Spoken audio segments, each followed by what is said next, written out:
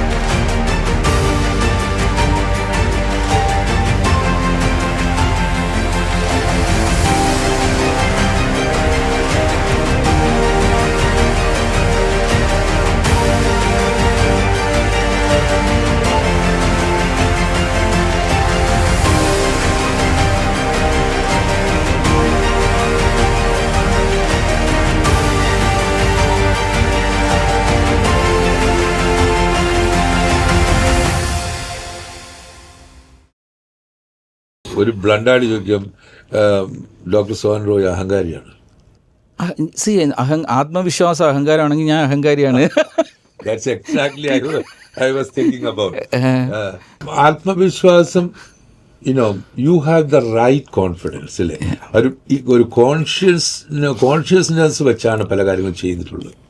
ഞാനൊരു വേറൊരു തലത്തിലേക്ക് വരാം. U created the first millionaires club. അതെങ്ങനെ പോകുന്നു? എന്താണ് അതിൻ്റെ ഒരു history? It's A Indywood billionaires club എന്നാണ് പറയുന്നത്. ബില്യനേഴ്സ് കാര്യം നമ്മൾ ഇന്ത്യൻ ബില്യനേഴ്സിനെ നമ്മൾ റീഡിഫൈൻ ചെയ്യുകയാണ്. സാധാരണ ബില്യനർ ഈസ് 1000 മില്യൺസ്, അതായത് 100 കോടി ഡോളർ ഉള്ളവരെയാണ് സാധാരണ ബില്യനർ എന്ന് വിളിക്കുന്നത്. അതായത് ഒരു 9000 കോടി രൂപ വേണം ഒരു ബില്യൻ എന്ന് പറഞ്ഞാൽ. പക്ഷേ അതിനെ നമ്മളൊന്ന് റീഡിഫൈൻ ചെയ്ത് ഇന്ത്യൻ രൂപയെ ഈക്വൽ ടു ഡോളർ എന്ന് അങ്ങോട്ട് മനസ്സിലാക്കുക. അതായത് നമുക്ക് നമ്മുടെ കറൻസിയെ നമ്മൾ റെസ്പെക്ട് ചെയ്യുക, ഡോളറിനെ റെസ്പെക്ട് ചെയ്യാതെ. അപ്പോൾ നമ്മളതൊരു വിഷൻ വെച്ചു, ഒരു ദിവസം $1 1 ആയിട്ട് മാറുക. കാര്യം ഒരു കാലത്ത് സ്വാതന്ത്ര്യത്തിന് മുമ്പ് ഒരു ഇന്ത്യൻ രൂപ $10 ആയിരുന്നൊരു അവസ്ഥയുണ്ട് 1920s. മനസ്സിലായില്ലേ? അപ്പം നാളെ ഒരു സ്റ്റേജിൽ നമ്മുടെ ഈ ട്രേഡ് ഡെഫിസിറ്റിൻ്റെ ഉള്ള പ്രശ്നം മാറിയിട്ട് നമ്മുടെ വരവും ചിലവ്, അതായത് ഇമ്പോർട്ടും എക്സ്പോർട്ടും എല്ലാം ബാലൻസ്ഡ് ആവുന്ന സമയത്ത് നമ്മുടെ ഇൻഫ്ലേഷൻ എന്ന് പറഞ്ഞ കാര്യം ഇല്ലാതെ വരുമ്പോൾ ഇന്ത്യൻ രൂപ സ്റ്റെബിലൈസ് ആകുന്ന സമയത്ത് ചിലപ്പം $100 അകസ്റ്റ് 100 രൂപയാവുന്ന സമയത്തായിരിക്കും ഇത് സ്റ്റെബിലൈസ് ആവുന്നത്. ആ സമയത്ത് നിങ്ങൾ 100 രൂപ ഇസിക്കൽ ടു 1 ഭാരത് റുപ്പി എന്ന് അങ്ങോട്ട് പേരിട്ടു. അപ്പം $1 ഇസിക്കൽ 1 റുപ്പി. പിന്നെ അത് നിങ്ങൾ പിടിച്ചു നിർത്തുക. ഇതൊരു ലക്ഷ്യമായിട്ട്, ഇതിനെ ഒരു വിഷനായിട്ട് വെക്കുക. അപ്പോൾ ഇത് ഇങ്ങനെ ഒരു വിഷൻ വെക്കുമ്പോൾ ഇത് ആര് ഇംപ്ലിമെൻറ്റ് ചെയ്യും? ഗവൺമെൻറ് എന്ന് പറഞ്ഞാൽ കിട്ടുന്ന ടാക്സിനെ വെച്ചിട്ട് കുറേ കാര്യങ്ങൾ ചെയ്യാനേ പറ്റും. പക്ഷേ ഈ ടാക്സ് വരണമെങ്കിൽ ആദ്യം അവിടെ മണി ജനറേറ്റ് ചെയ്യപ്പെടണ്ടേ? ഇതാരാ ചെയ്യുന്നത്? ഇത് ഇവിടുത്തെ ബിസിനസ് നയിക്കുന്ന ആൾക്കാരാണ്. അതിൽ പല ലെവൽസ് ഉണ്ട്. ഇപ്പോൾ സ്വാതന്ത്ര്യത്തിന് മുമ്പ് ഇവിടെ നാട്ടുരാജാക്കന്മാരായിരുന്നു, അല്ലെ അന്ന് ചക്രവർത്തിമാരുണ്ടായിരുന്നു, മുഗൾ ചക്രവർത്തി, അത് കഴിഞ്ഞ് അതിൻ്റെ കീഴിൽ രാജാക്കന്മാർ, പിന്നെ കൊട്ടി രാജാക്കന്മാർ. ഇന്ന് അത് ബിസിനസ് മേഖലയിലേക്ക് വന്നിട്ട് ബില്യനേഴ്സ്, അതിനകത്ത് മില്യനേഴ്സ്, ഇങ്ങനെ പല ലെവലിലാണ്. ബേസിക്കലി ബഹുഭൂരിപക്ഷം കോൺട്രിബ്യൂഷൻ വരുന്നത് ബില്യനേഴ്സാണ്. അവരുടെ സബ് കോൺട്രാക്ട് ഇപ്പം റിലയൻസ്, അവരുടെ സബ് കോൺട്രാക്ടേഴ്സാണ് ബാക്കിയുള്ളവർ വരുന്നത്. അപ്പം ടോപ്പ് ആൾക്കാർ വിചാരിച്ചു കഴിഞ്ഞാൽ കുറേ മാറ്റം വരുത്താൻ പറ്റും. അപ്പോൾ ഞങ്ങൾ ഇന്ത്യൻ രൂപയെ ബേസ് ചെയ്തിട്ട് ബില്ലിനെ ഡിഫൈൻ ചെയ്തു. അതായത് 100 കോടി ഇന്ത്യൻ രൂപയുണ്ടെങ്കിൽ ഒരു ബില്യണർ. അപ്പം കുറേ പേര് ഓൾറെഡി അവിടെ എത്തിയിട്ടുണ്ട്, കുറേ പേര് അവിടേക്ക് എത്തിക്കൊണ്ടിരിക്കുന്നു. അപ്പോൾ ഇതിൻ്റെ ചാപ്റ്റേഴ്സ് പലയിടത്തായിട്ട് കൊണ്ടുവരിക, ഇതിന് വിഷൻ കൊടുക്കുക. അതായത് എങ്ങനെ ഈ $1 1 റുപ്പിയിലേക്ക് എത്താം. ഇവർ വിചാരിച്ചാലേ നടക്കത്തുള്ളൂ. ലൈക്ക് ഇപ്പോൾ ഏരീസിൽ ഞാൻ വിചാരിച്ചു കഴിഞ്ഞാൽ ഇത് മാറും. അപ്പോൾ ഏരീസിൽ ഞങ്ങൾ ചെയ്ത കാര്യങ്ങളെല്ലാം ഇന്ന് ഞങ്ങളുടെ ലക്ഷ്യങ്ങൾ, ഇതിൽ പറയുന്ന എല്ലാ ലക്ഷ്യവും ഞങ്ങൾ അച്ചീവ് ചെയ്തിട്ടുണ്ട്. ഞങ്ങൾക്ക് പറ്റുമെങ്കിൽ മറ്റുള്ളവർക്കും ചെയ്യാം. അപ്പോൾ ഇത് പകർന്നു കൊടുക്കാൻ വേണ്ടി ഒരു ചാപ്റ്റർ ഉണ്ടാക്കിയിട്ട് അവിടേക്ക് ഇത് പകർന്നു കൊടുക്കുക. അപ്പോൾ ഒരു യൂണിറ്റി വർക്ക്. ഇപ്പം നമുക്ക് മെയ് ഡേ ഉണ്ട്, എംപ്ലോയീസിനൊരു ഡേ ഉണ്ട്, തൊഴിലാളി ദിനമുണ്ട്. പക്ഷേ തൊഴിൽ ദാതാക്കൾക്കൊരു ദിനമില്ല. ഒരു കാര്യം, ഇവർ യുണൈറ്റഡ് അല്ല, ഇവരെല്ലാം പരസ്പരം അടിച്ചുകൊണ്ടിരിക്കുന്നവരാണ്. പഴയ നാട്ടുരാജാക്കന്മാർ അടിക്കുന്ന പോലെയാണ്. പറയാൻ പറ്റില്ല. പക്ഷേ ഇവരെ ഒന്നിക്കാനായിട്ടുള്ള ഒറ്റ എലിമെൻ്റേ ഉള്ളൂ. ഇപ്പം അമിതാഭ് ബച്ചൻ ഒരു ഡിന്നറിന് വിളിച്ചാൽ അവിടെ അംബാനി അദാനി എല്ലാം വരും. സിനിമയ്ക്ക് അങ്ങനെ ഒരു പവറുണ്ട്. അപ്പോൾ സിനിമ എന്ന് പറയുന്ന ടൂൾ ഉപയോഗിച്ചുകൊണ്ട് ഇതിനെ ഇൻ്റഗ്രേറ്റ് ചെയ്യാൻ വേണ്ടി ഞങ്ങൾ രാമോജി ഫിലിം സിറ്റിയിൽ നിന്നാണ് ഇത് ആദ്യം ഇതിൻ്റെ ജേണി തുടങ്ങുന്നത്. ഞാൻ രാമോജി ഫിലിം സിറ്റിയിൽ നിന്ന് ഇൻഡിവുഡിൻ്റെ കാർണിവൽ നടക്കുമ്പം എല്ലാവരെയും ഇൻവൈറ്റ് ചെയ്തു. Billionaires all came. കാര്യം Ramoji film city is like ഒരു ഡെസ്റ്റിനേഷൻ അങ്ങനെയാണല്ലോ. ഇവരെല്ലാം വന്നു. അവിടെ നിന്നാണ് ഈ ജേണി നന്നായി അങ്ങനെ തുടങ്ങുന്നത്. ഇപ്പോൾ അതിന് കേരള, തമിഴ്നാട്, കർണാടക, മഹാരാഷ്ട്ര. ഇപ്പോൾ ഈ 23rd ആഫ്റ്റർ 2 days 2 days ഇവിടെയാണ് അഹമ്മദാബാദിൽ, ഗുജറാത്തിൽ ഇതിൻ്റെ ചാപ്റ്ററിൻ്റെ ലോഞ്ചാണ്. ഇപ്പോൾ ദുബൈയിലുണ്ട്. അങ്ങനെ ഇതിൻ്റെ ഡിഫറെൻറ്റ് ചാപ്റ്റേഴ്സ് ഉണ്ട്. അപ്പോൾ അവിടേക്ക് വരുമ്പം ഇവരെല്ലാം ഒത്തുകൂടുമ്പം ഇവരിലേക്ക് ഇത് പറഞ്ഞു കൊടുക്കും. എങ്ങനെയാണ് നിങ്ങൾ നിങ്ങൾക്ക് എന്ത് ചെയ്യാൻ പറ്റും? നിങ്ങൾ മാറിയാൽ നിങ്ങളുടെ സബ് കോൺട്രാക്ടേഴ്സ് മാറും, താഴേക്ക് വരും. അപ്പം അതിന് വളരെ കൃത്യമായിട്ട് എന്താ വേണ്ടത്? നമ്മളൊരു ഇന്ത്യൻ എക്കണോമിക്ക് ഒരു ഡ്രെയിൻ ഹോൾ ആവരുത്. അപ്പം നമ്മുടെ പോളിസി അടുത്ത 5 വർഷത്തിൽ നിങ്ങൾക്ക് എന്തൊക്കെ ചെയ്യാൻ പറ്റും അതിന് വ്യക്തമായൊരു മാർഗ്ഗരേഖയുണ്ട്. ഓരോ എംപ്ലോയിക്ക് ഇതിന് കോൺട്രിബ്യൂട്ട് ചെയ്യാൻ പറ്റും. ഇപ്പം നമ്മുടെ ഒരു വളരെ ചുരുക്കി പറഞ്ഞാൽ നമ്മുടെ ഏറ്റവും വലിയ ഈ ട്രേഡ് ഡെഫിസിറ്റ് ഉണ്ടാക്കുന്ന ഒന്ന് നമ്മൾക്ക് ഇൻവോൾവ് ചെയ്യാൻ പറ്റുന്ന സാധനമാണ് ഫ്യൂവൽ. ഓൾമോസ്റ്റ് 30% ഫ്യൂവലാണ് ഉണ്ടാക്കുന്നൊരു ഇതാണ്. അപ്പോൾ അവിടെ നമുക്ക് എന്ത് കോൺട്രിബ്യൂട്ട് ചെയ്യാൻ പറ്റും? ഒരു ദിവസം 1 ലിറ്റർ പെട്രോൾ കത്തിക്കുന്നത് ഞാൻ ചെയ്യില്ല എന്ന് തീരുമാനിച്ചാൽ അത് ഓരോ ഇൻഡിവിജ്വലിൻ്റെയും കോൺട്രിബ്യൂഷനാണ്. അപ്പോൾ അതിന് ഞങ്ങളുടെ കമ്പനിയിൽ ചെയ്തിരിക്കുന്നത് എംപ്ലോയീസ് ഓഫീസിൻ്റെ അടുത്തേക്ക് ഓരോ വർഷവും അടുത്തടുത്ത് വരണം. ഇന്ന് ഇപ്പോൾ നമ്മൾ ഇൻ്റർവ്യൂ നടത്തുന്നത് ഇവിടെ ഷാർജ ഹെഡ് ഓഫീസിലാണ്. ഇവിടെ 90% ആൾക്കാർ 5 മിനിറ്റ് വാക്കിംഗ് ഡിസ്റ്റൻസിലാണ് സിറ്റ് ചെയ്യുന്നത്. ഇവർക്ക് ഒരു പാർക്കിങ്ങേ ഉള്ളൂ. വീട്ടിലും ഓഫീസിലായിട്ട് ഒറ്റ പാർക്കിങ്ങേ ഉള്ളൂ. മനസ്സിലായില്ലേ? അപ്പം രാവിലെ ഇവരാരും ഓഫീസിലേക്ക് വരാൻ വണ്ടി എടുക്കുന്നില്ല, വൈകിട്ട് പോകാൻ വണ്ടി എടുക്കുന്നില്ല. ഞങ്ങൾ ട്രാഫിക് ഇവിടെ ക്രിയേറ്റ് ചെയ്യുന്നില്ല. 200ഓളം വണ്ടികൾ ഞങ്ങൾ അവോയ്ഡ് ചെയ്യുന്നുണ്ട് ഇവിടെ റോഡിൽ രാവിലെ ട്രാഫിക് വരാതിരിക്കാൻ വേണ്ടി. അപ്പം ഞങ്ങൾ ഫ്യൂൽ കത്തിക്കുന്നില്ല, അറ്റ്മോസ്ഫിയർ സ്പോയിൽ ചെയ്യുന്നില്ല, ഞങ്ങളുടെ ടൈം വേസ്റ്റ് ചെയ്യുന്നില്ല, ഫാമിലി അറ്റാച്ച്മെൻറ്റ് ഈ ട്രാഫിക്കിൽ കളഞ്ഞ സമയമൊക്കെ ഫാമിലിയായിട്ട് സ്പെൻഡ് ചെയ്യുന്നുണ്ട്. ഇങ്ങനെയാണ് ഓരോ ഓഫീസിലും നമ്മൾ കൊടുക്കുന്ന ഇൻസ്ട്രക്ഷൻ. ഇത് ഹാപ്പിനെസ് ലെവൽ കൂട്ടും. നിങ്ങൾ എക്കണോമി ഡ്രെയിൻ ഹോൾ ഉണ്ടാക്കുന്നില്ല. ഇതൊരു എലിമെൻ്റാണ് ഇതിനകത്ത് നമ്മൾ കൊടുക്കുന്ന പല കാര്യങ്ങളും. ഇതെല്ലാ കമ്പനിക്കും ചെയ്യില്ല. അപ്പം ഞങ്ങളിത് ചെയ്യുന്ന കാര്യം നമ്മൾ മറ്റുള്ളവർക്ക് പറഞ്ഞു കൊടുക്കുന്നു. അത് നിങ്ങൾ ചെയ്യുമോ ഇല്ലെന്ന് എനിക്ക് നിങ്ങളെ തോക്കെടുത്ത് ഇത് ചെയ്യാൻ പറയാൻ പറ്റത്തില്ല. നിങ്ങളോട് റിക്വസ്റ്റ് ചെയ്യാം. ഇതേപോലൊരു വേദി വരുമ്പം ഞങ്ങൾ അവിടെ വെച്ചിട്ട് ഇതിൻ്റെ ഞങ്ങൾ ചെയ്തതും പ്രവർത്തിച്ചതായിട്ടുള്ള കാര്യങ്ങൾ കാണിച്ചു കൊടുക്കും. ഇങ്ങനെ ഞങ്ങൾക്ക് ചെയ്യാൻ പറ്റുമെങ്കിൽ വൈ കോണ്ട് യു ഡു? അപ്പം ഞാൻ അവരെ അഡ്രസ്സ് ചെയ്യുന്ന സമയത്ത് ഞാൻ പറയും ഇതൊക്കെ ഞാൻ ചെയ്തിട്ടുണ്ട്. അപ്പോൾ ഇങ്ങനെ പറയുമ്പോൾ ആൾക്കാർക്ക് അതിലേക്ക് മനസ്സിലാവും, കുറച്ചൊക്കെ മാറും. വരുന്നവരെല്ലാം മാറുമെന്ന് ഞങ്ങൾക്ക് വിശ്വാസമില്ല. അപ്പോൾ ഇതാണ് ഇൻഡിവിഡ് ബില്യനേഴ്സ് ക്ലബിൻ്റെ ഒരു കൺസെപ്റ്റ്. ഇതിന് ഫീസോ ഒന്നുമില്ല, ഒരു മെമ്പർഷിപ്പും ഇല്ല, ഇത് പൈസ പിരിക്കാനുള്ള പരിപാടിയൊന്നുമല്ല. വെറും വാട്സപ്പ് ഗ്രൂപ്പ്സാണ്. ആ വാട്സപ്പ് ഗ്രൂപ്പ്സിലൂടെ നമുക്ക് പറയാനുള്ള കാര്യങ്ങൾ നമ്മൾ പറയുന്നു. ടീം മെമ്പേഴ്സിൻ്റെ കാര്യം പറഞ്ഞല്ലോ. എനിക്ക് തോന്നുന്നു ലോകത്തിലെ ആദ്യത്തെ കമ്പനിയായിരിക്കും 7:45 ക്ലോക്കിങ് ചെയ്യുന്നത്. അത് ഇവിടെ തന്നെ ഇപ്പോൾ ഇതൊരു കോർപ്പറേറ്റ് ടവറാണ്. ഇവിടെ ഒരുപാട് മിക്കവാറും എല്ലാ കമ്പനിയും 8 മണിക്കാണ് തുടങ്ങുന്നത്. ഈ 8 മണിക്കുള്ള പ്രശ്നം നിങ്ങളെല്ലാം കൂടെ വരുമ്പം ഈ ഒരു ലിഫ്റ്റ് ഉള്ളൂ. അല്ലെങ്കിൽ ഈ ലിഫ്റ്റിൻ്റെ അവിടെ ഒരു വലിയ ക്യൂ ഉണ്ടാവും. അവിടെ നിങ്ങളൊരു ഒരു ചെറിയ മാറ്റം, ഒരു 15 മിനിറ്റ് നേരത്തെ വന്നു കഴിഞ്ഞാൽ നിങ്ങൾക്ക് കറക്റ്റ് വരാൻ പറ്റും. അപ്പോൾ ഒരു ചെറിയ നിങ്ങളുടെ അതായത് നമ്മുടെ കൺവെൻഷണൽ മെത്തേഡിൽ നിന്ന് ഒന്ന് മാറി തിങ്ക് ചെയ്ത് കഴിഞ്ഞാൽ നിങ്ങൾക്ക് അവിടെയുള്ള സേവിങ് 15 മിനിറ്റ് നേരത്തെ വന്നു കഴിഞ്ഞാൽ ചിലപ്പോൾ അരമണിക്കൂർ ക്യൂവിൽ നിൽക്കുന്നതന്നെ ചുരുക്കി 5 മിനിറ്റായിട്ട് നിങ്ങൾക്ക് മാറ്റാൻ പറ്റും. അപ്പോൾ അങ്ങനെയുള്ള ചെറിയ മാറ്റമാണ് നമ്മൾ ചെയ്യുന്നത്. അത് എല്ലാ സ്ഥലത്തും വേണ്ട. ഓരോ സ്ഥലത്തെയും ഇപ്പോൾ ഇതൊരു കോർപ്പറേറ്റ് ടവർ ആയതുകൊണ്ട്, അല്ലാത്തൊരു സ്ഥലത്താണെങ്കിൽ നമുക്ക് 8 മണിക്ക് തന്നെ തുടങ്ങിയാൽ മതി. ഇപ്പോൾ കൊച്ചി ഓഫീസിൽ അങ്ങനെയുള്ള പ്രശ്നമില്ല, ലിഫ്റ്റൊന്നും പ്രശ്നമില്ല. ഇവിടെ 8 മണി വെച്ചാൽ 8 മണിക്കാണ്. പക്ഷേ 8 മണി എന്ന് പറഞ്ഞാൽ ഇവിടെ 7 hours 59 minutes and 60 seconds ആണ്. എഫിസതിനകത്ത് lesson number 1 punctuality. You are not suppose to be late by 1 second. നിങ്ങൾ ടൈമിനെ റെസ്പെക്ട് ചെയ്ത് തുടങ്ങാം. കാര്യം എഫിസതിൻ്റെ ബേസിക് ഞങ്ങൾ യൂസ് ചെയ്യുന്ന സോഫ്റ്റ്വെയറിൻ്റെ എൻ്റെ പേര് ടൈം എന്നാണ്. ടു ഇംപ്രൂവ് മൈ എഫിഷ്യൻസിയുടെ ഷോർട്ട് ഫോമാണ് ടൈം. അപ്പോൾ എഫിസതിനകത്ത് basically it is like a corporate റിലിജിയനാണ്. അപ്പോൾ ഇതിനകത്ത് ഗോഡെന്ന് വെച്ചാൽ ടൈമാണ്, ക്ലോക്കാണ് അതിൻ്റെ idol. So you respect time. അതിനകത്തുള്ള ആ റെസ്പെക്റ്റ് നിങ്ങൾ ആദ്യം കാണിക്കുന്നതാണ് പങ്ക്ച്വാലിറ്റി എന്നാണ്. പങ്ക്ച്വാലിറ്റി ഇല്ലായ്മയാണ് മിക്കവാറും ആൾക്കാരുടെ ഏറ്റവും വലിയ പ്രശ്നം. 8 മണി എന്ന് വെച്ചാൽ 8:30 വരത്തുള്ളൂ. അതൊരു ഇന്ത്യൻ കൾച്ചർ തന്നെയാണ് ബേസിക്കലി. അവിടെ നിങ്ങൾ 8 മണി എന്ന് വെച്ചാൽ 7 hours 59 and 60 seconds പറഞ്ഞു കഴിഞ്ഞാൽ അത് നിങ്ങളെ വേറിട്ട വ്യക്തിയാക്കും. ഇപ്പോൾ ഞങ്ങളുടെ ക്ലയൻസിന് തന്നെ അറിയാം, ഞങ്ങൾക്കൊരു ജോബ് വന്നു കഴിഞ്ഞാൽ ഞങ്ങളുടെ ആൾക്കാരെ മുഴുവൻ കൃത്യസമയത്ത് വരും, കൃത്യസമയത്ത് കൊടുക്കും, ടൈമിനെ റെസ്പെക്ട് ചെയ്യും. അപ്പം നാച്ചുറലി ക്ലയൻസ് അടുത്ത ജോബ് വരുമ്പോഴും ഞങ്ങൾക്കാണ് ഫസ്റ്റ് പ്രിഫറൻസ് തരുന്നത്.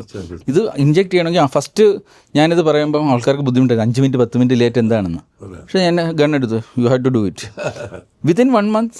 1 month എടുത്തില്ല, ഒരാഴ്ചയ്ക്കുള്ളിൽ 100% ഇതിലേക്ക് വന്നു. മനസ്സിലായി? അപ്പം ഇങ്ങനെയാണ് നമ്മൾ ഇത് ഇംപ്ലിമെൻറ്റ് ചെയ്യേണ്ടത്. ഇത് ഫസ്റ്റ് ലെസൺ നമ്പർ 1 ഇങ്ങനെ ഓരോന്നും മാറ്റി വരുമ്പോഴേക്ക് ഒരു മാസം കഴിയുമ്പോഴത്തേക്ക് ഇത് നമ്മുടെ കൾച്ചറിൻ്റെ ഭാഗമാകും. ഈ punctuality is a must for anybody to be successful.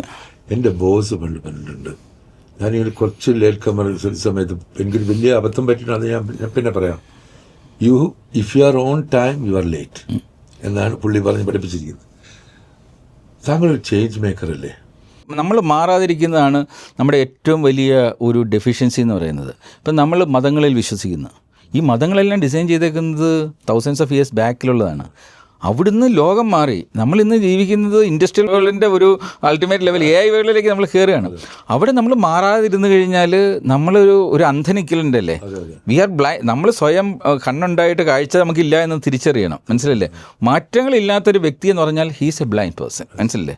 നിങ്ങളുടെ ചോയ്സാണ്. You want to leave as a blind or മനസ്സിലല്ലേ? അപ്പം മാറ്റം അനിവാര്യമാണ്. അത് നിങ്ങൾ മാറിയില്ലെങ്കിൽ നാളെ സമൂഹം നിങ്ങളെ മാറ്റുമ്പോഴത്തേക്കും നിങ്ങൾ കുറേ പുറകിലേക്ക് പോകും. അവിടെയാണ് നിങ്ങൾ നിങ്ങൾ വിഷൻ സെറ്റ് ചെയ്യുക. അതായത് നിങ്ങളുടെ ലൈഫിനെ തന്നെ ഞങ്ങളെപ്പോഴും പറയുന്നത് 3 മാറ്റുക. 20 വർഷത്തിൻ്റെ ഒരു വിഷൻ.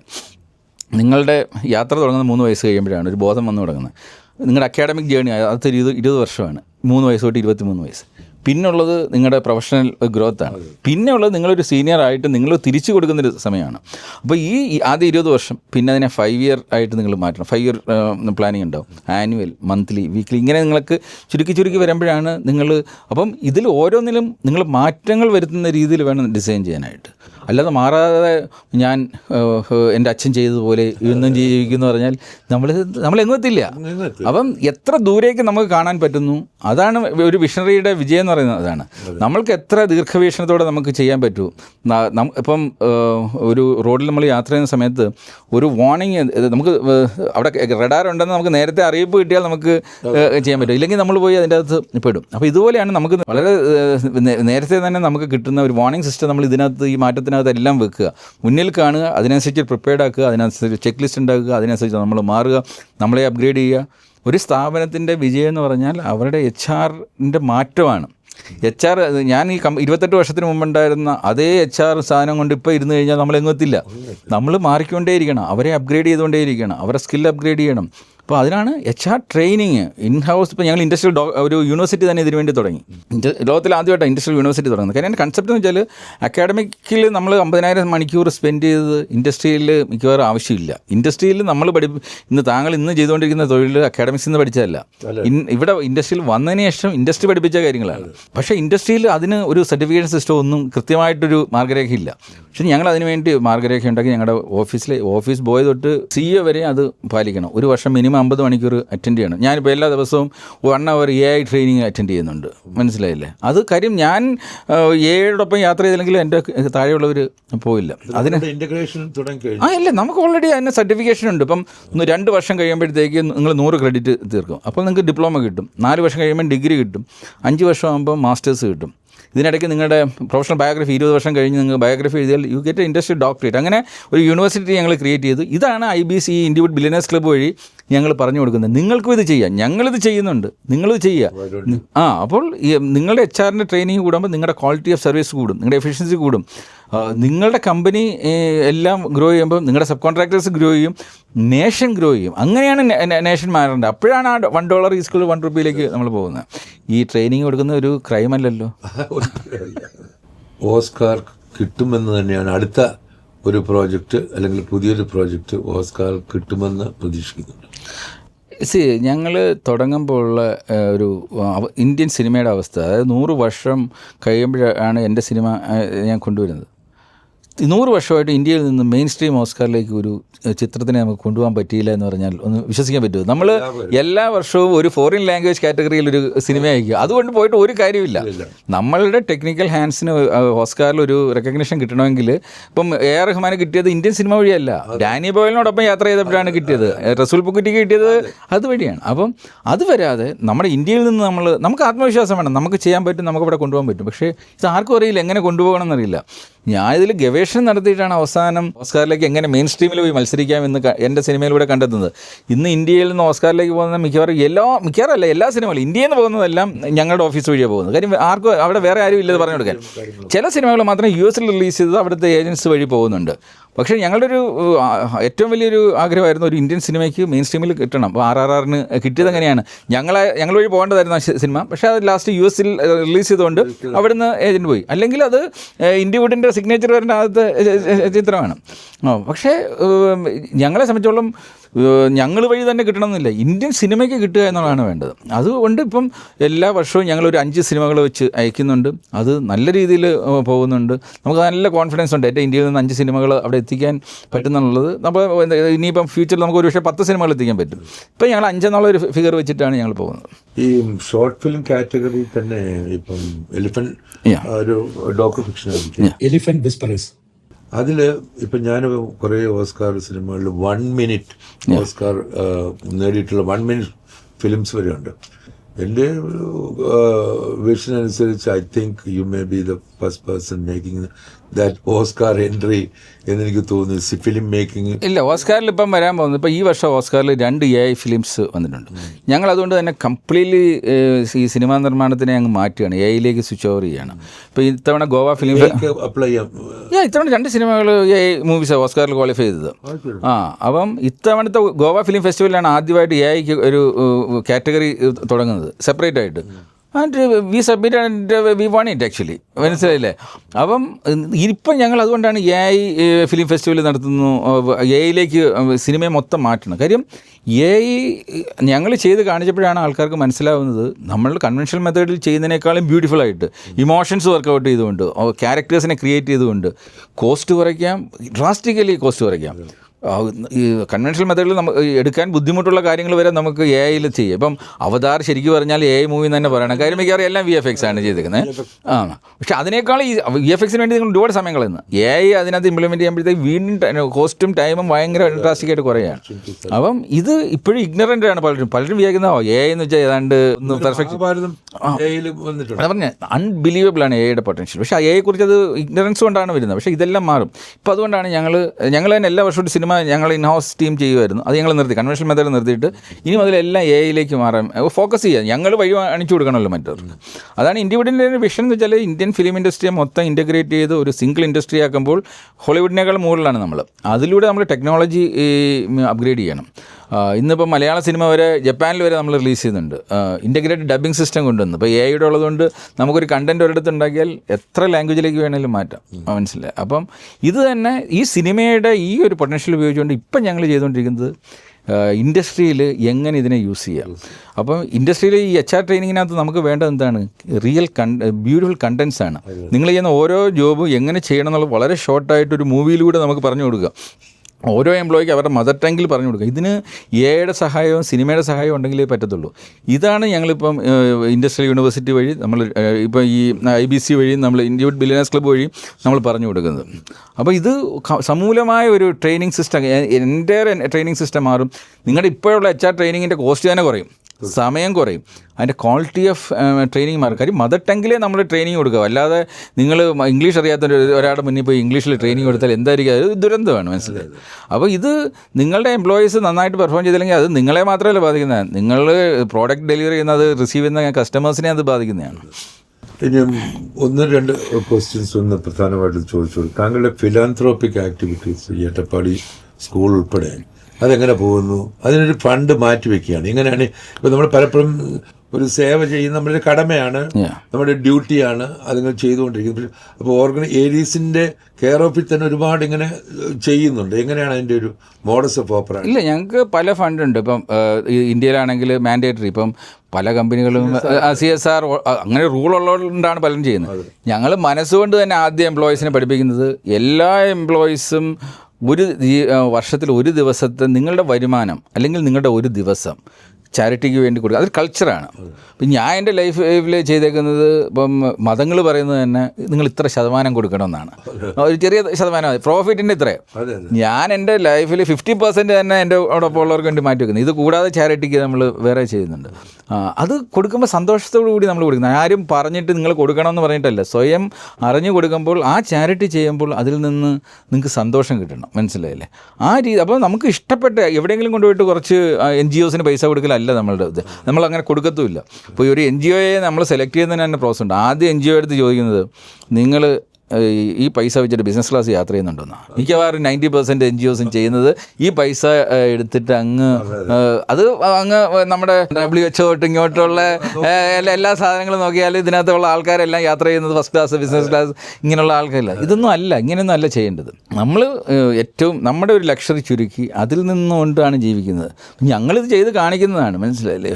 അപ്പോൾ ഇപ്പം ഞങ്ങൾ തന്നെ ഇപ്പം പേരൻറ്റ് പെൻഷൻ ആദ്യമായിട്ട് കൊടുക്കാൻ തീരുമാനിച്ചപ്പം അതിന് ഫണ്ട് ജനറേറ്റ് ചെയ്ത് ഞങ്ങൾ ടോപ്പ് 2 ഞാനടക്കം ഡയറക്ടേഴ്സ് തൊട്ട് എല്ലാവരും തീരുമാനിച്ചു ഞങ്ങൾ എക്കണോമിക് ക്ലാസ്സിലെ ഒഫീഷ്യൽ പരിപാടിക്ക് പോകത്തുള്ളൂ. അതിൽ നിന്നുള്ള ഒരു ഫണ്ട് സേവിങ് ഉണ്ടല്ലോ, അത് നമ്മൾ അച്ഛനും അമ്മയ്ക്കും കൊടുക്കുന്ന രീതിയിലേക്ക് നമ്മൾ കൊണ്ടുവന്നതാണ്. അപ്പം ഞങ്ങളുടെ ഒരു ലക്ഷറി കട്ട് ഡൗൺ ചെയ്തിട്ടാണ് നമ്മൾ ചെയ്യുന്നത്. പക്ഷേ നമുക്ക് അതിനേക്കാളും സന്തോഷം കിട്ടുന്നുണ്ട്. നമ്മളൊരു ഫ്യൂ അവേഴ്സ് ഒന്ന് ഒതുങ്ങി യാത്ര ചെയ്തപ്പോൾ നമ്മുടെ അച്ഛനും അമ്മയ്ക്കും കൃത്യമായിട്ട് ഒരു പണം കൊടുക്കാൻ പറ്റുന്നുണ്ട്. അല്ലാതെ എല്ലാ കമ്പനിക്കും വേണമെങ്കിൽ തീരുമാനിക്കാം നാളെ തൊട്ട് പേരൻറ്റ് പെൻഷൻ കൊടുക്കാം. പക്ഷേ അത് കൊടുക്കേണ്ടി വരുന്ന ആരാ? ക്ലയൻസാണ് കൊടുക്കേണ്ട. കാര്യം നിങ്ങളുടെ താരിഫ് കൂടും, നിങ്ങളുടെ ഓപ്പറേറ്റിംഗ് എക്സ്പെൻസ് കൂടും. ഇപ്പോൾ ഞങ്ങൾ ഓപ്പറേറ്റിംഗ് എക്സ്പെൻസിനെ ബാധിക്കാതെയാണ് ഈ ചാരിറ്റി ചെയ്യുന്നത്. ഈ ഒരു കൾച്ചർ ഡെവലപ്പ് ചെയ്ത് വരുമ്പം നിങ്ങൾക്ക് ഒരുപാട് കാര്യങ്ങൾ ചെയ്യാൻ പറ്റും. ഇപ്പോൾ അട്ടപ്പാടിയിലും എഡ്യൂക്കേഷൻ മേഖലയിലാണ് ഞങ്ങളിപ്പോൾ ഏറ്റവും ഫോക്കസ് ചെയ്യുന്നത്. അപ്പോൾ അത് കാര്യം ഈ ഇൻഡസ്ട്രിയൽ ട്രെയിനിങ് പെർഫെക്റ്റ് ആണെങ്കിൽ ആദ്യം അക്കാഡമിക്സിന് തുടങ്ങാം. ഇൻഡസ്ട്രി അക്കാഡമിക്സുമായിട്ട് ക്ലബ്ബ് ചെയ്യണം. അതിന് ഞങ്ങൾ മോഡലായിട്ട് എടുത്തേക്കുന്ന ഇന്ത്യയിലെ ഏറ്റവും പാർശ്വവൽക്കരിക്കപ്പെട്ട ഏരിയ അട്ടപ്പാടി. അവിടുത്തെ ഒരു സ്കൂളിനെ നമുക്ക് ഇന്ത്യയിലെ ഏറ്റവും ബെസ്റ്റ് സ്കൂളാക്കി മാറ്റിയാൽ എല്ലാവരും അത് ഫോളോ ചെയ്യും. ശരിയല്ലേ? അതുതന്നെയാണ് അവിടെ ചിത്ത മാറ്റങ്ങൾ കണ്ടിട്ടാണ് ഇപ്പം മറ്റു സ്കൂൾസിലെല്ലാം ഇത് തുടക്കം കുറിച്ചിട്ടുണ്ട്. യൂണിവേഴ്സിറ്റികൾ വന്ന് ഇപ്പം നൂറൽ ഇസ്ലാമിക് ഓൾറെഡി ഞങ്ങളോടൊപ്പം ചേർന്നു, സൈൻ ചെയ്ത് അവിടെ അത് യൂണിവേഴ്സിറ്റി ലെവലിൽ അത് ചെയ്യുന്നുണ്ട്. ഇങ്ങനെ പല സ്ഥലത്തായിട്ട് നമ്മളിതിൻ്റെ സാമ്പിൾ സ്റ്റഡി നടത്തുകയാണ്. അങ്ങനെ ഇതൊരു അടുത്ത ഫ്യൂ ഇയേഴ്സിൽ ഒരു ഫുൾ റെവല്യൂഷനായിട്ട് മാറും. അവിടെ ഇപ്പം ഞങ്ങൾ ഈ വർഷം ചെയ്തുകൊണ്ടിരിക്കുന്നതാണ് തിയേറ്റേഴ്സിനെ മൊത്തം ഈ വേസ്റ്റഡ് സ്പേസ്. കാര്യം എല്ലാ സ്കൂൾസിനും ഫെസിലിറ്റി ഇല്ല, ഈ തിയേറ്റർ ഉണ്ടാക്കാനും പിടിക്കാനും ആയിട്ടുള്ള ഫെസിലിറ്റി ഇല്ല. പക്ഷേ അവരുടെ അടുത്തൊരു തിയേറ്റർ ഉണ്ട്. അവിടുത്തെ എല്ലാ ഫെസിലിറ്റി ഉള്ള തിയേറ്ററിനെ നിങ്ങൾ ആ വേസ്റ്റഡ് ടൈം ഉണ്ടല്ലോ, രാവിലെ ഒരു 6 മണി തൊട്ട് 11 മണി വരെ അവിടെ ഒന്നും നടക്കുന്നില്ല. ആ സ്പേസ് എടുത്തിട്ട് ഈ കാര്യം അത്രയും മതി. ആഴ്ചയിൽ 2 മണിക്കൂർ നിങ്ങൾ സ്പെൻഡ് ചെയ്താൽ തന്നെ ധാരാളമാണ് ഈ കരിയർ ഡിസൈനിൻ്റെ ഭാഗമായിട്ട്. കാര്യം ഒരു 2 മണിക്കൂർ സിനിമ എന്ന് വെച്ചാൽ 200 ഒരു 120 പേജിൻ്റെ ഒരു പുസ്തകം പഠിക്കുന്നതിന് ഇക്വലൻ്റാണ്. മനസ്സിലായില്ലേ? ഒരു സ്ക്രിപ്റ്റ് എന്ന് പറഞ്ഞാൽ 120 പേജാണ് 2 മണിക്കൂർ കൊടുക്കുന്നത്. അതിന് നമുക്ക് 2 മണിക്കൂർ മതി. അപ്പം ആഴ്ചയിൽ 2 മണിക്കൂർ എന്ന് പറഞ്ഞാൽ 120 പേജിൻ്റെ ഒരു ഇൻഫർമേഷൻ നിങ്ങളുടെ ബ്രെയിനിലേക്ക് കയറ്റുന്നതാണ്. അപ്പോൾ അതാണ് ഞങ്ങൾ ഇപ്പം ചെയ്തുകൊണ്ടിരിക്കുന്നത്. ഈ എല്ലാ വർഷവും ഒരു ആനുവൽ റെക്കഗ്നിഷൻ ഉണ്ടല്ലോ, ഒരു ഓരോ ഫീൽഡിലുള്ള എക്സ്പേർട്ട് മാത്രമല്ല അതിൽ അഗ്രഗണ്യനായിട്ട് ചെയ്തിരിക്കുന്നവരുടെ അത് എങ്ങനെയാണ് തുടങ്ങിയത്? അത് എങ്ങനെ കണ്ടിന്യൂ ചെയ്യുന്നു? ഇതിപ്പോൾ ഞങ്ങളൊരു 2007 തൊട്ട് സ്റ്റാർട്ട് ചെയ്തേക്കുന്നതാണ്. ഇന്നിപ്പോൾ ഏതാണ്ട് 22ഓളം IPs ഉണ്ട്, ഡിഫറെൻറ്റ്. ഇപ്പോൾ മാരിടൈം ഉണ്ട്, എഡ്യൂക്കേഷൻ ഉണ്ട്, മീഡിയ ഉണ്ട്, ഓയിൽ ആൻഡ് ഗ്യാസ് സെക്ടറിന് അതുണ്ട്, മെഡിക്കൽ സെക്ടർ, അങ്ങനെ ഡിഫറെൻറ്റ് സെക്ടേഴ്സിന്. ഇപ്പം ഈ വർഷം ഞങ്ങൾ ലോഞ്ച് ചെയ്യുന്നതാണ് ഫിനാൻസിനകത്ത് നമ്മൾ ലോഞ്ച് ചെയ്യുന്നത്, ഇൻഷുറൻസ് സെക്ടറിൽ ലോഞ്ച് ചെയ്തിട്ടുണ്ട്. അപ്പം ഇവിടെയെല്ലാം ഇതിനകത്തൊരു മെയിനായിട്ട് ഒരു 4 ആസ്പെക്ട്സ് ആണ് ഉള്ളത്. ഒന്ന്, എല്ലാവരുടെ നെറ്റ്വർക്ക് ചെയ്യാനായിട്ട് ഒരുമിച്ച് വരുന്നൊരു സ്ഥലം. അവിടെ വെച്ച് കണ്ടൻറ് ക്രിയേറ്റ്, അതായത് അവിടെ പലരും വന്നിട്ട് അവരുടെ കഴിവുകൾ കുറിച്ച് സംസാരിക്കുകയാണ്, അവർ ചെയ്യുന്ന കാര്യങ്ങൾ, ലേറ്റസ്റ്റ് കാര്യങ്ങൾ ചർച്ച ചെയ്യുകയാണ്. ഇത് മൊത്തം നമ്മൾ റെക്കോർഡ് ചെയ്ത് ഇത് താഴെ ലെവലിലുള്ള ആൾക്കാർക്ക് വരെ ട്രെയിനിങ്ങിന് യൂസ് ചെയ്യാൻ വേണ്ടി ഫ്രീ ആയിട്ട് നമ്മൾ കൊടുക്കുകയാണ്. മനസ്സിലല്ലേ? ഇനി ഇവിടെ വെച്ചിട്ട് റെക്കഗ്നിഷൻ, ഈ പലപ്പോഴും അവാർഡ്സ് ഇന്നത്തെ കാലത്ത് എന്തോ കാശ് കൊടുത്തു കഴിഞ്ഞാൽ കിട്ടുന്ന അവാർഡായിട്ട് മാറി. അതുകൊണ്ട് നമ്മൾ ആദ്യം തീരുമാനിച്ചു പണം കൊടുക്കാതെ എനിക്കൊരു അവാർഡ്, ഞാൻ ഇന്ന് വരെ പൈസ കൊടുത്തിട്ട് അവാർഡ് വാങ്ങിയിട്ടില്ല. കാര്യം അങ്ങനെ ഒരു അവാർഡ് നമ്മളെ ഒരുമാതിരി പ്രാഞ്ചിയാട്ടനൊക്കെ ഒന്ന് മാറ്റുന്നതാണ്. നമ്മുടെ റിയൽ റെക്കഗ്നിഷൻ വിളിച്ചു തരുന്നതാണ് റിയൽ അവാർഡ്. അതുകൊണ്ട് തന്നെയാണ് ഞങ്ങളുടെ അവാർഡ് വാങ്ങാനും US നിന്ന് UK നിന്ന് ആൾക്കാർ ഫ്ലൈ ചെയ്ത് വരുന്നത്. കാര്യം അവരുടെ അടുത്ത് ഞങ്ങൾ പണം ചോദിച്ചിട്ടല്ല വരുന്നത്, നിങ്ങളുടെ കഴിവ് വെച്ചിട്ട് നമ്മൾ ഷോർട്ട് ലിസ്റ്റ് ചെയ്തിട്ട് വരുന്നതാണ്. പിന്നെ അവിടെ വെച്ച് തന്നെ ഇവർക്ക് പ്രോഡക്റ്റ് പ്രൊമോഷനുള്ള അവസരങ്ങളുണ്ട്. അവർക്ക് സെപ്പറേറ്റ് സ്ലോട്ട്, ഇപ്പോൾ അത് നമ്മൾ അതിൽ നിന്നാണ് നമ്മളിത് നടത്താനുള്ള എക്സ്പെൻസ് എടുക്കുന്നത്. നിങ്ങളുടെ ഒരു പ്രോഡക്റ്റിനെ കൊണ്ടുവന്നിട്ട് ഇത്രയും ആൾക്കാരുടെ മുന്നിൽ അവതരിപ്പിക്കണമെങ്കിൽ ഒരു സ്ലോട്ട് എടുത്തിട്ട് 5 മിനിറ്റ് സ്ലോട്ട് എടുത്തിട്ടാക്കാം, അല്ലെങ്കിൽ അവിടെ ഒരു ടേബിൾ ഇട്ടിട്ട് അവിടെ നിന്ന് പ്രൊമോട്ട് ചെയ്യാം. ആ ഒരു റവന്യൂ വെച്ചിട്ട് നമ്മളിത് നടത്തുന്നു. കുറേ ഞങ്ങളുടെ ചാരിറ്റി ഫണ്ടിൽ നിന്ന് പോകുന്നുണ്ട്, നടത്താൻ വേണ്ടി പോകുന്നുണ്ട്. ഞങ്ങൾക്ക് പക്ഷേ ഇതിനകത്ത് നിന്ന് കിട്ടുന്ന ഏറ്റവും വലിയ ഗുണം വെച്ചാൽ ബ്യൂട്ടിഫുൾ കണ്ടൻറ്റ്. ഇന്ന് ഞങ്ങളുടെ ഇപ്പോൾ മെറൈൻ ബീസ് TV എന്ന് പറഞ്ഞ് മാരിടൈം ഇൻഡസ്ട്രിയിലൊരു ചാനലുണ്ട്, മെഡിക്കൽ ഇൻഡസ്ട്രിയിൽ മെഡി ബീസ് TV ഉണ്ട്. ഇതിലേക്കൊക്കെ thousands of hours of content ഞങ്ങൾക്ക് കിട്ടുകയാണ്. ഇപ്പോൾ മെറൈൻ ബീസ് TVയിൽ നിന്ന് ഞങ്ങൾക്ക് 20,000 അവേഴ്സ് ഓഫ് ടെക്നിക്കൽ കണ്ടൻറ്റ് ഉണ്ട്. ഇതാണ് നാളെ നമ്മുടെ എല്ലാ ക്യാമ്പസുകളിലേക്കും നമുക്ക് റെഫറൻസിന് കൊടുക്കാൻ പറ്റുന്നതും കമ്പനികളിൽ വർക്ക് ചെയ്യുന്ന ആൾക്കാർക്ക് കരിയർ ഡിസൈന് വേണ്ടി കൊടുക്കാൻ പറ്റുന്നതും. അതാണ് ഞങ്ങളെ സംബന്ധിച്ചോളം ഞങ്ങൾക്കൊരു അസറ്റായിട്ട് ഈ ഒരു പ്രവൃത്തിയിലൂടെ കിട്ടുന്നത്. യാത്ര ഇപ്പോഴും തുടർന്നുകൊണ്ടിരിക്കുകയാണ്. ഇനിയും ഒരുപാട് അവസാന ശ്വാസം വരെയും എന്തെങ്കിലുമൊക്കെ കോൺട്രിബ്യൂട്ട് ചെയ്തുകൊണ്ട് ഇരിക്കണമെന്നേ ഉള്ളൂ. പക്ഷേ life is an integration of days. ഇന്നത്തെ ഒരു ദിവസം എനിക്ക് ഹാപ്പി ആവാൻ പറ്റിയാൽ മാത്രമേ എനിക്ക് എല്ലാ ദിവസവും ഹാപ്പി ആവാൻ പറ്റൂ. അപ്പോൾ എല്ലാ ദിവസവും ഞാൻ സ്വയം തീരുമാനിക്കുന്നു ഇന്ന് ഞാൻ ഹാപ്പി ആയിരിക്കണം. അപ്പം എല്ലാ ദിവസവും രാവിലെ എനിക്ക് ഇപ്പം ഡെയിലി ഇപ്പം ഈ 20 ഇയർ ഉള്ളതുപോലെ 5 ഇയർ ഉള്ളതുപോലെ തന്നെ എവറി ഡേ ടാർഗറ്റ്സ് ഉണ്ട്. അത് രാവിലെ കൃത്യമായിട്ട് ഒരു 25 കാര്യങ്ങൾ ചെയ്യണമെന്ന് തീരുമാനിക്കും. ആ ദിവസം അവസാനിക്കുന്നതിന് മുമ്പ് 25 എണ്ണം തീർത്തിരിക്കും. അപ്പോൾ നമുക്ക് കിട്ടുന്ന കുറേ ഹാപ്പി ഹോർമോൺസ് ക്രിയേറ്റ് ചെയ്യപ്പെടും. അത് ഹാപ്പി ആയിട്ട് പോയി കിടന്ന് സുഖമായിട്ട് ഉറങ്ങാനും പറ്റണം. ഇതാണ് എവറി ഡേ ഹാപ്പി ആയിട്ട് പോവുക, നമ്മളോടൊപ്പം ഉള്ളവരെയും ഹാപ്പിയാക്കാൻ ശ്രമിക്കുക. ഇതാണ് ഇപ്പോൾ സംഭവിച്ചുകൊണ്ടിരിക്കുന്നത്. ഒരു റിക്വസ്റ്റ് ചെയ്തിട്ടുണ്ടോ എന്ന് എനിക്ക് അറിഞ്ഞുകൂടാ, എൻ്റെ മനസ്സിലൊരു ഡ്രീമാണ്. Let us have a global happiness summit. Completely different ആയിട്ട് അതിന് നമുക്കൊന്ന് ഡിസൈൻ ചെയ്യാൻ, കോർഡിനേറ്റ് ചെയ്യാൻ അവസരം തന്നാൽ അതും കോർഡിനേറ്റ് ചെയ്യാം. അതൊന്ന് മനസ്സിൽ വെക്കണം. ഈ പലത് കൊണ്ടും വ്യത്യസ്തനാണ്. നമ്മളിപ്പോൾ ഒരുപാട് കാര്യങ്ങൾ പറഞ്ഞാൽ തീരാത്ത കഥകൾ നമുക്ക് പറയാൻ പറ്റും. അപ്പോൾ ആ യുണീക്നെസ് ഇതിലും കൊണ്ടുവന്നു കഴിഞ്ഞാൽ നമുക്ക് ഹാപ്പിനെസ് വർത്ത് സ്പ്രെഡിങ് എന്നുള്ളൊരു കൺസെപ്റ്റ് വെച്ചുകൊണ്ട് ഒരു എവറി 2 ഇയേഴ്സ് ഗ്ലോബൽ ഹാപ്പിനെസ്, പിന്നെ വളരെ ഇൻസ്പിറേഷണൽ ആയിരിക്കണം, ഇൻസൈറ്റ്ഫുൾ ആയിരിക്കണം. കൂടാതെ പലർക്കും ഈ ഹാപ്പിനെസ് എന്നുള്ളൊരു ഡെഫിനേഷൻ ശരിക്കും അറിഞ്ഞുകൂടാ, എന്നാൽ അറിയാം. അപ്പോൾ അതൊന്ന് കൺസിഡർ ചെയ്യണം. ഒരു നീണ്ട സംവാദത്തിന് അദ്ദേഹമായി ഒരുങ്ങുന്നില്ല. അദ്ദേഹത്തെപ്പറ്റി ഞാൻ ഒരുപാട് പറയുന്നതും ശരിയല്ല, കാര്യം എല്ലാവർക്കും അറിയാവുന്ന കാര്യമാണ്. ഓർഗൻ നന്നാവുമ്പോൾ ഓർഗനൈസേഷൻ നന്നാവും എന്ന ആപ്തവാക്യം ഏറ്റെടുത്തുകൊണ്ട് സർ ഡോക്ടർ സോഹൻ റോയ് നമ്മളോടൊപ്പം ചെലവഴിച്ച നിമിഷങ്ങൾക്ക് നന്ദിയുണ്ട്. അദ്ദേഹത്തിൻ്റെ കാഴ്ചപ്പാടുകളും അദ്ദേഹത്തിൻ്റെ മുന്നോട്ടുള്ള പോക്കും, നമ്മളെന്തിനാണ് ഈ കാറിൻ്റെ വിൻഷീൽഡ് വരുന്നതും റിയർ വ്യൂ മിറേഴ്സുമാണ് അല്ലേ? നമ്മൾ look forward. He continued to look forward and he continues to contribute in life as well as among the people around him. That is what AID is all about. And I would like to thank you most profusely. Thank you very much. Hari Nambudiri signing off for Global Indian News USA and Happiness Magic by Hari. Thank you.